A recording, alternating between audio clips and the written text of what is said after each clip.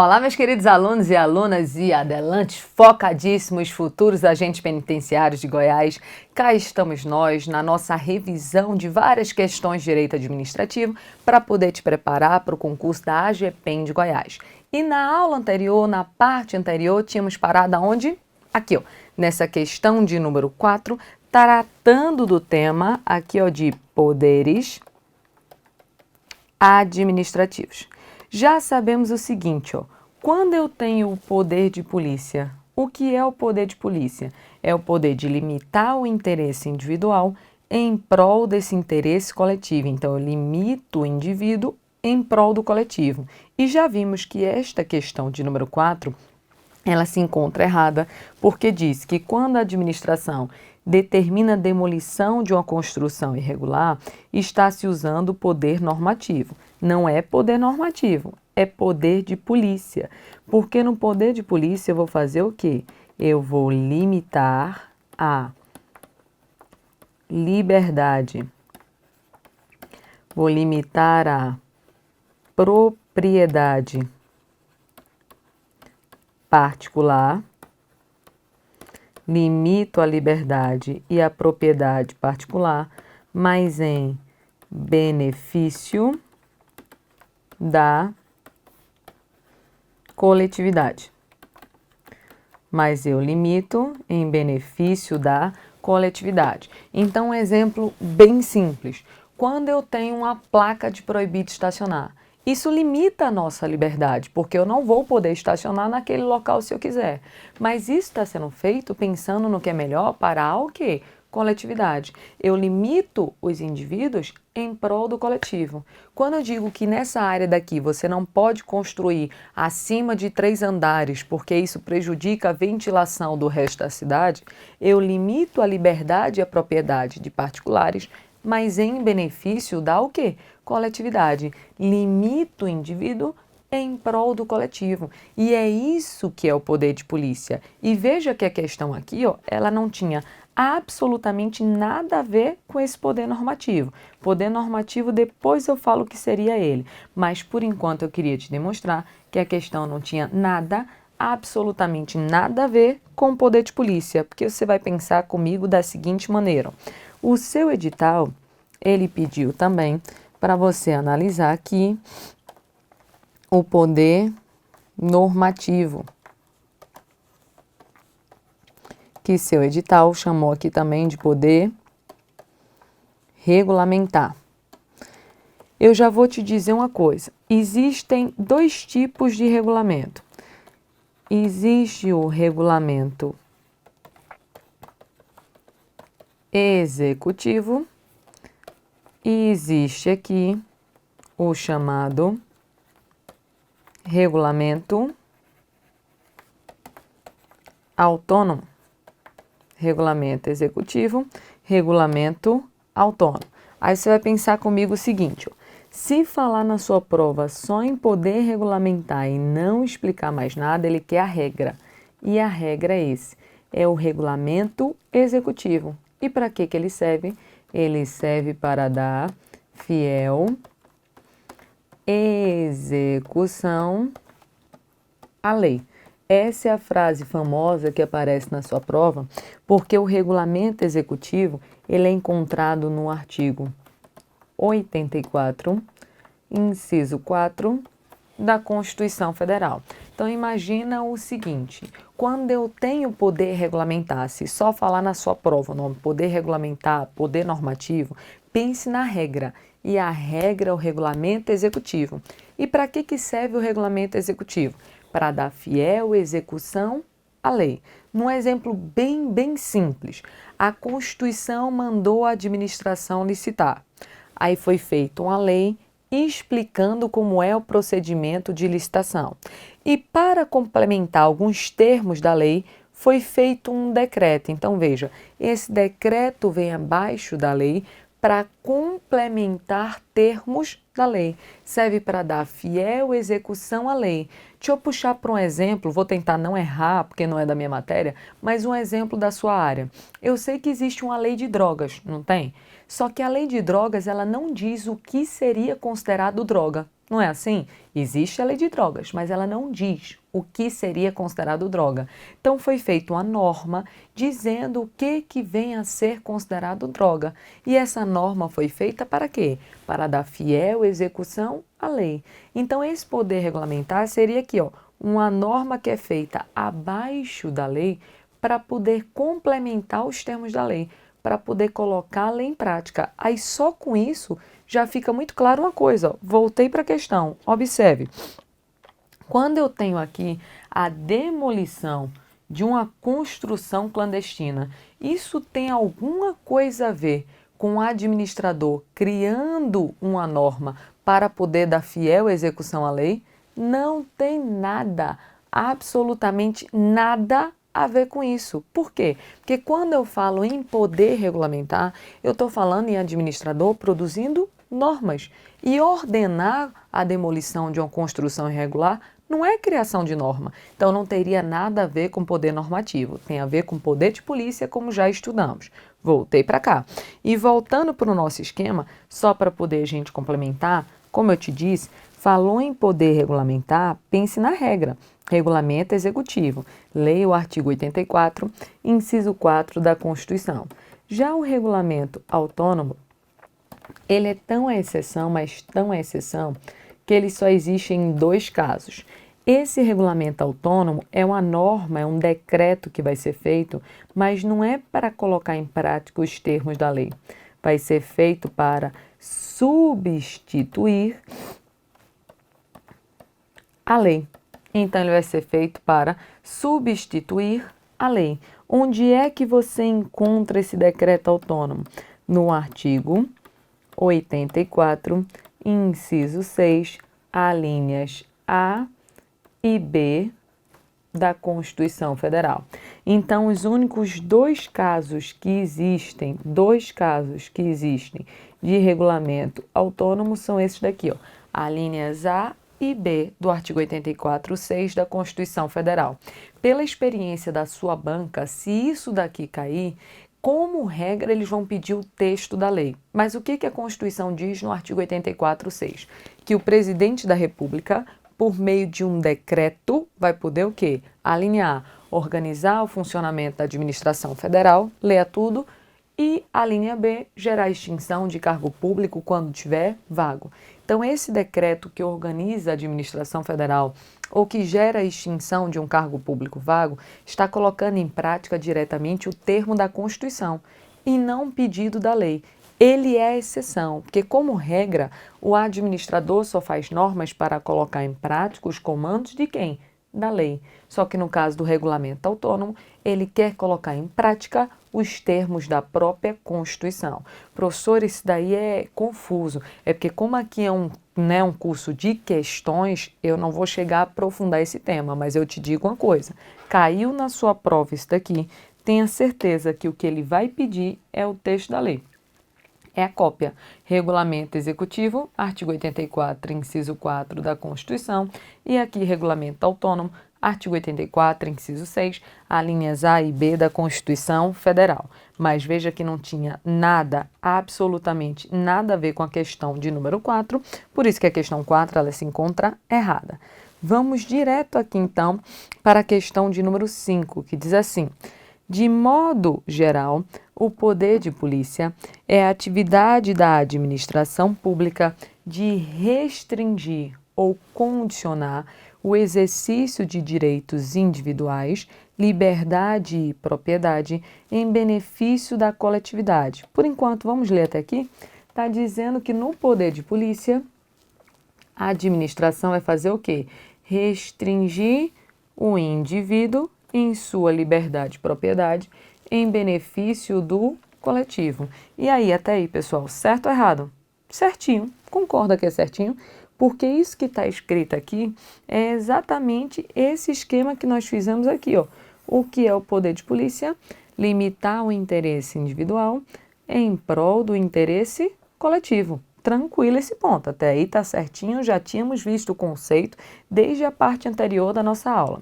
Aí continua a questão e diz assim: de acordo com a melhor doutrina, são atributos desse poder: discricionariedade, autoexecutoriedade e coercibilidade.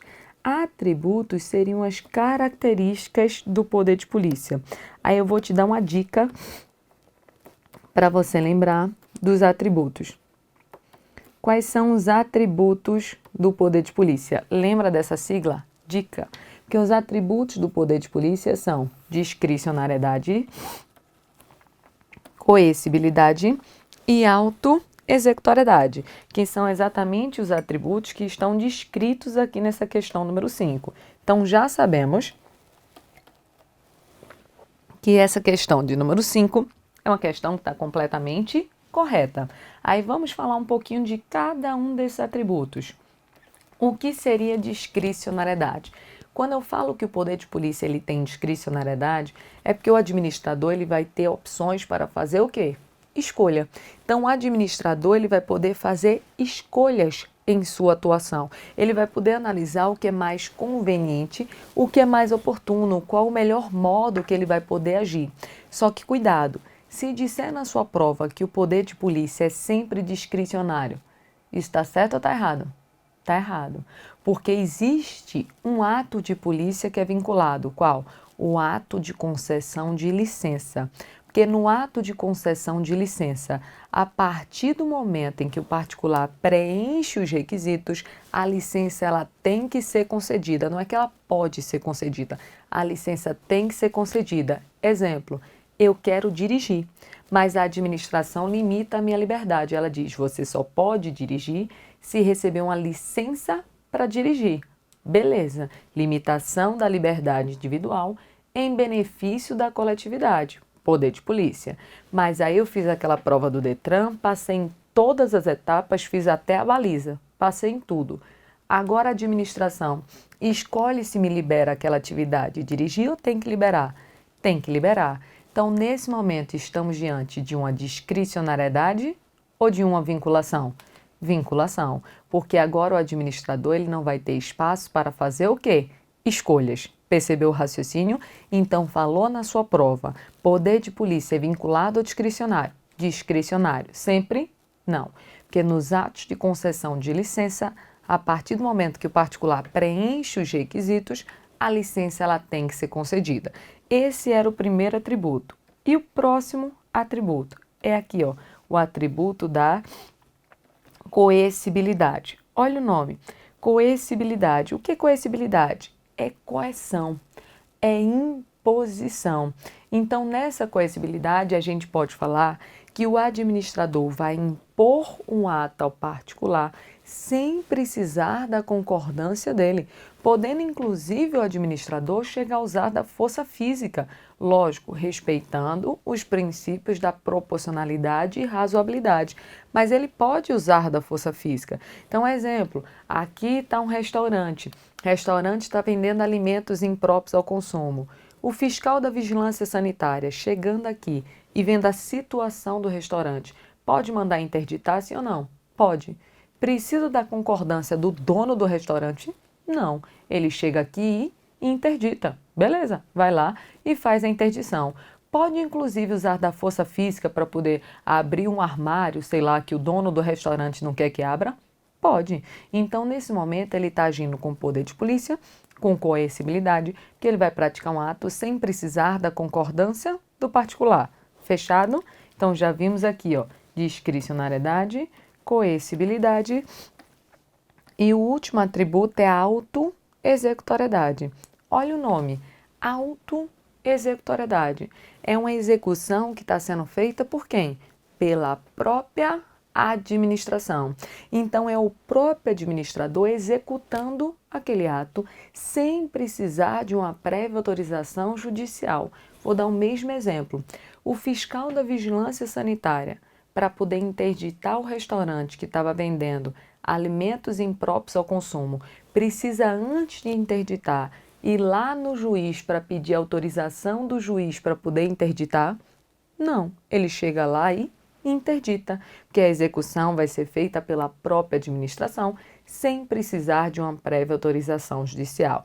Então, estes daqui são os 3 atributos do poder de polícia: dica, discricionariedade, coercibilidade e autoexecutoriedade, como foi falado aqui pela questão. Então, questão de número 5, o gabarito se encontra correto. Fechada a questão número 5, vamos agora para a próxima questão.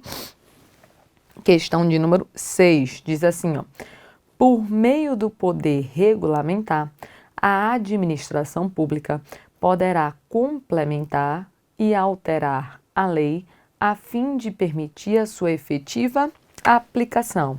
Veja que eu tive que pegar em outra banca, porque eu não achei questões na sua banca para esse tópico, e chegamos aqui no poder regulamentar.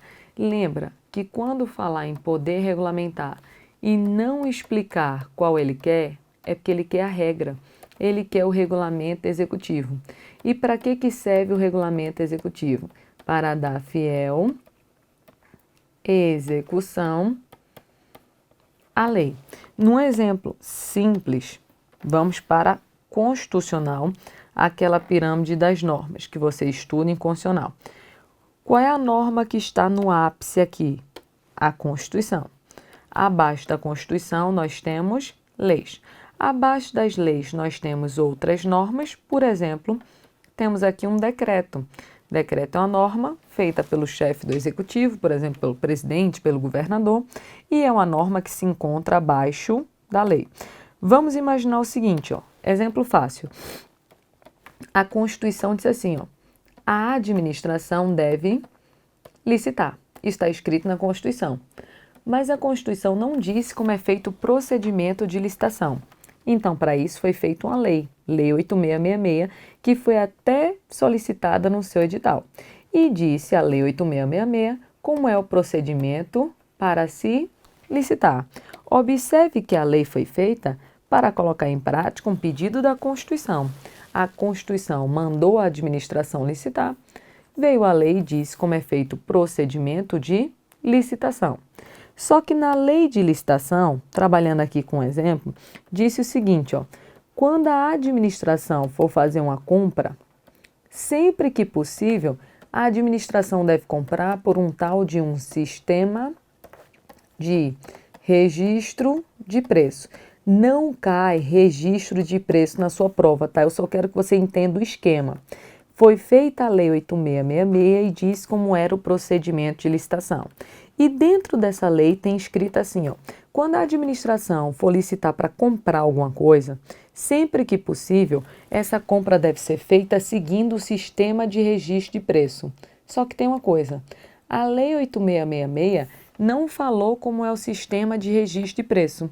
Então foi feito um decreto explicando como é o procedimento para se fazer um sistema de registro de preço. Estão percebendo? Veja, a lei mandou fazer um sistema de registro de preço, beleza. Só que a lei não disse como ele é feito. Aí foi feito um decreto e explicou o procedimento para se registrar preços. Qual foi a função desse decreto? Colocar em prática um pedido de quem? Da lei. Esse decreto, então, aqui é o chamado decreto executivo. E para que serve esse decreto executivo? Para dar fiel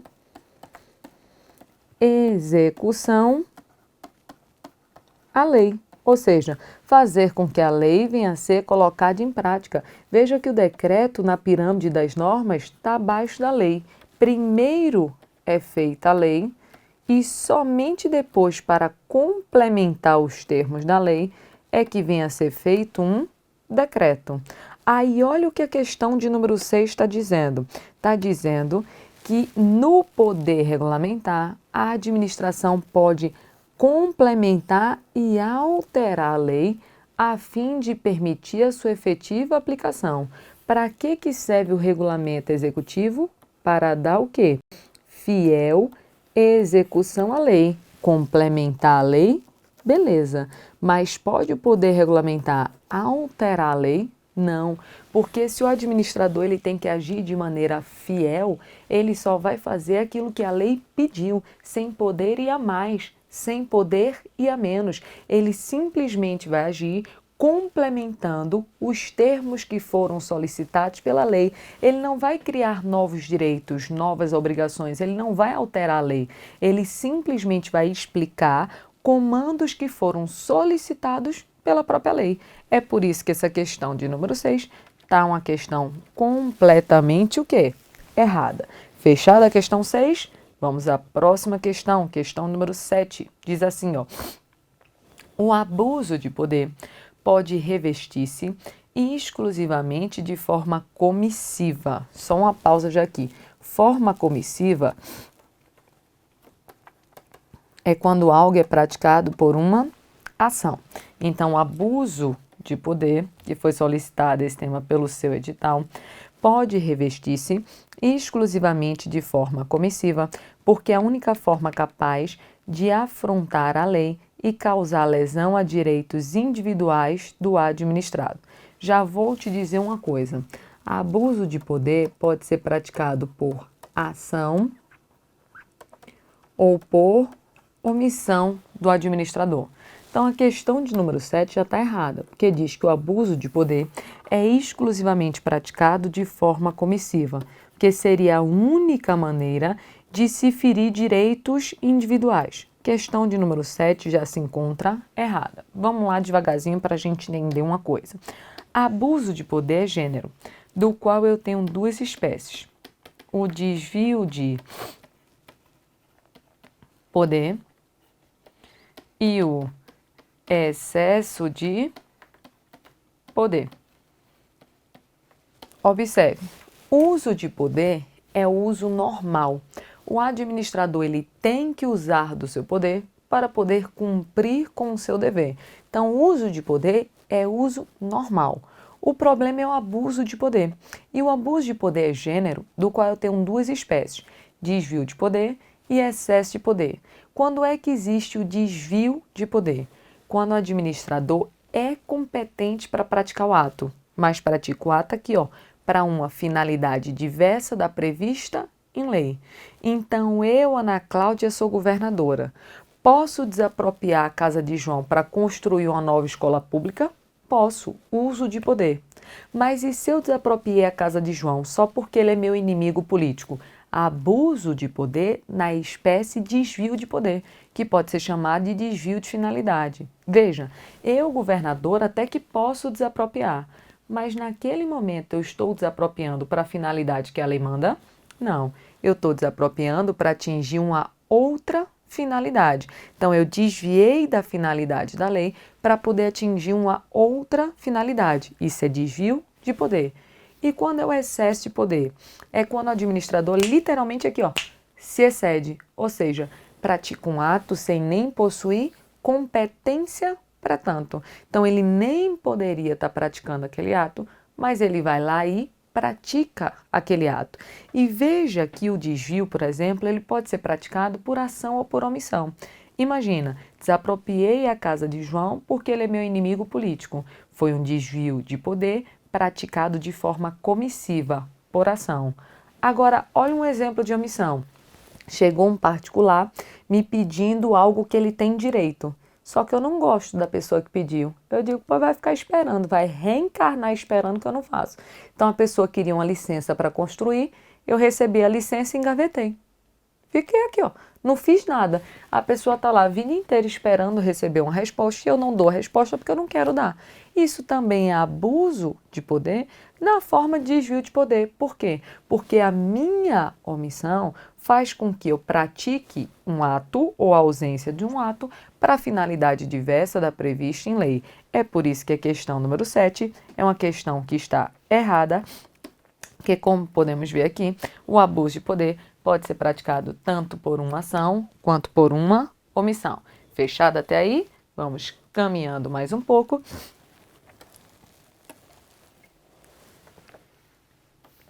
Para poder entrar em um outro tópico solicitado pelo seu edital, que foi o tópico relacionado à organização administrativa, onde ele pediu para você estudar a administração direta, indireta,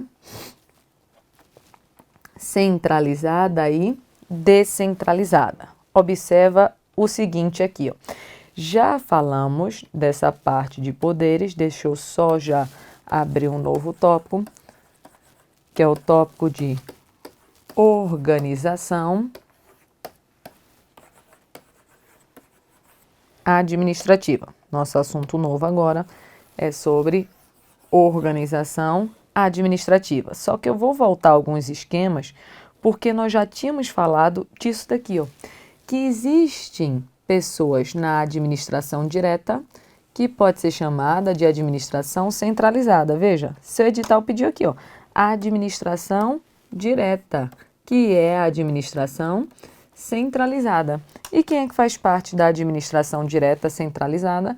Os entes políticos aqui, ó, União, Estados, Distrito Federal e municípios. Seu edital também solicitou aqui, ó, a administração indireta, que é a administração descentralizada. Quem é que faz parte dela? Na administração indireta, autarquias, fundações públicas, empresas públicas e sociedades de economia mista. Então, este esquema que nós fizemos no bloco anterior, na parte anterior, na aula anterior, é a base do estudo daqui, ó, desse tema que foi solicitado pelo seu edital de organização administrativa. Então, já podemos ir direto para essa questão de número 1. Ela diz assim, ó, a centralização consiste na execução de tarefas administrativas pelo próprio Estado, por meio de órgãos internos e integrantes da administração pública direta. Veja que não é uma questão da sua banca, mas eu quis pegá-la porque ela fala exatamente de um tópico solicitado pelo seu edital, que é a centralização. Veja que a leitura é até uma leitura, né, complicada, mas o que ele está querendo dizer em resumo é que na centralização, a execução de um serviço, de uma tarefa, está sendo feito pela administração direta. A administração direta, que é a administração centralizada. E como é que a administração direta executa essa atividade? Por meio de órgãos internos, ou seja, por meio de repartições internas que ocorrem dentro da própria administração direta. Certo ou errado? Certinho, minha gente. Porque pensa comigo o seguinte, ó. Eu tenho aqui a União. Exemplo fácil. União, pessoa que integra a administração direta. Dentro da União, vai ter a Presidência da República. Auxiliando a Presidência da República, vai ter, por exemplo, o Ministério da Justiça. Só um exemplo aqui. Observe, Ministério da Justiça e Presidência da República são órgãos, são repartições internas de funções aqui da União.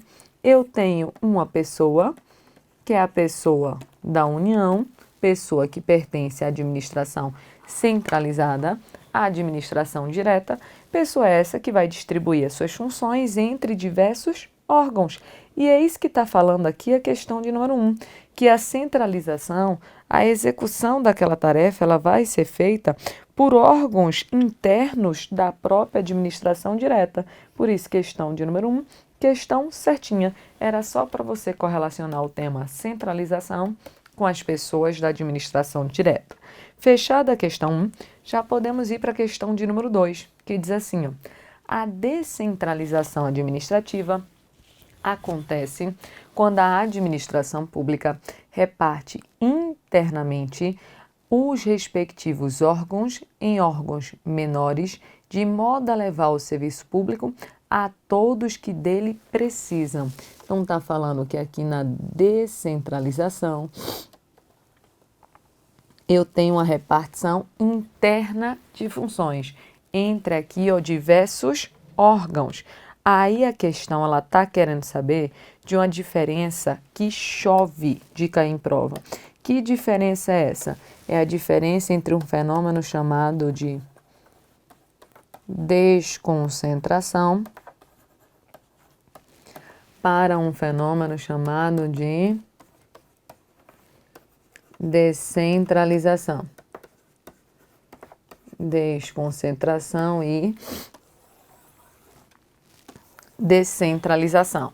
E qual a diferença entre desconcentração e descentralização? um desses fenômenos, eu tenho uma única pessoa que reparte internamente as funções entre diversos órgãos. Já outro fenômeno, eu vou ter uma pessoa passando a atividade para outra pessoa.